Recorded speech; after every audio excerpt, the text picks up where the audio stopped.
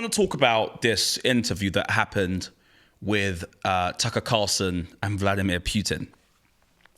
I don't know if you've seen it, but if you haven't, it's a pretty long interview where Tucker Carlson, who used to work at Fox News, was fired, started his own show on X with Elon Musk, then founded the Tucker Carlson network. He went to Russia, and in the Kremlin sat down with Putin, and they had this long, extensive conversation. And I have mixed thoughts on it, as you can imagine. Now, Putin sort of delivered many of the familiar talking points we've seen.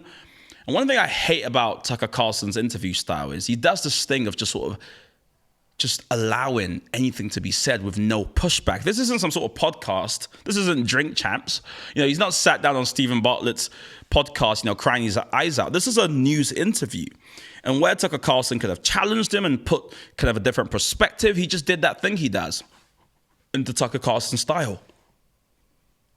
And I know he thinks it's letting the guest speak, but you cannot just allow someone to speak and not challenge what they're saying when there's blatant lies being expressed.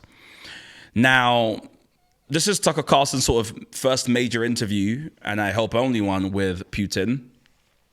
And it's the first major interview Putin's done with any entity from the West since he invaded Ukraine in 2022.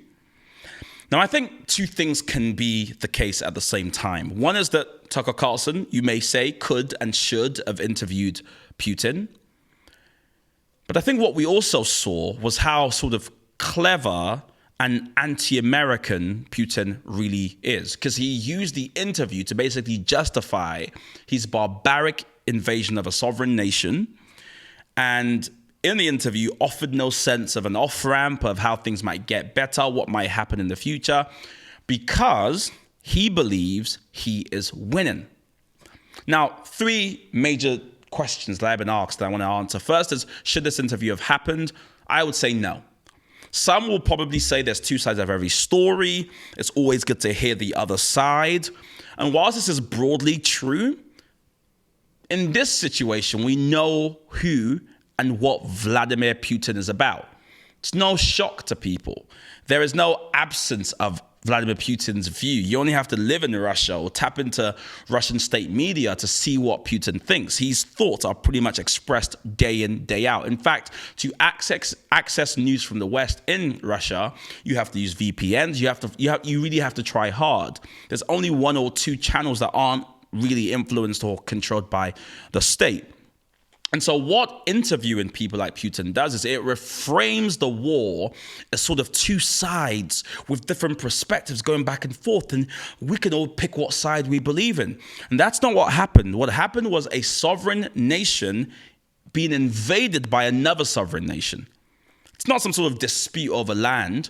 It all started with the annexing of it didn't start, but a key point was the annexing of Crimea, right? That was an invasion. It wasn't just the warring factions with different perspectives. And unfortunately, this interview frames it as that. The second thing is it allows Putin to sort of put himself forward as a strong man in all of this. In the interview, Putin praises Elon Musk for some reason. He says Elon Musk can't be stopped. He praises Trump naturally. And what this does is, by aligning themselves with these kind of popular men who have cult followings, it allows them to see him as one of them, and for some reason becomes a sort of dog whistle to say, well, listen, I'm just like these ralliers for truth, these people rallying against the system. The funny thing, though, is Putin is a dictator. He is the system. You can't frame yourself as fighting the West when you control a whole country with an iron fist. It just doesn't work. It's the same kind of interesting way that Elon Musk, one of the richest people in the world, and it's always changing within the top three, has managed to convince some people that he's some campaigner for the truth rallying against the machine. He is the machine. I mean, I find it so fascinating that people go, he's sticking it to the man. Who is the man when you're worth billions? I mean, people, wake up, right? And unfortunately, this is what the interview's done. The third thing it does, which I think is really dangerous, is it muddies the water.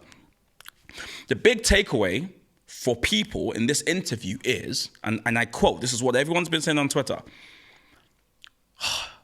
Look how eloquent Putin is compared to Biden, who can't put a sentence together or remember what he had for breakfast. And you kind of go, you've got a dictator who's invaded a country, who is showing no remorse or any sense of an off-ramp.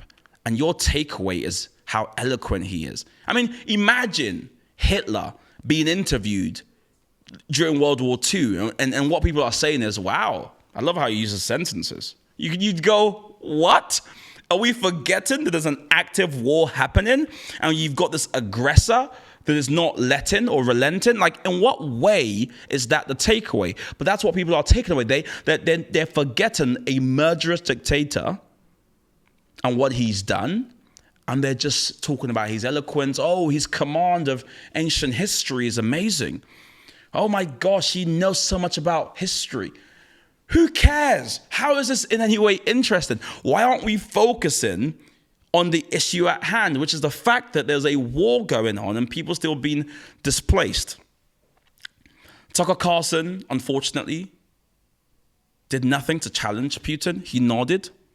He just said, I want to get his perspective out there, as though Putin is some guy who just can't get a fair shake. You know, no one's going to interview him. Oh my gosh. You know, what does Putin think? You know, has anyone ever wondered this?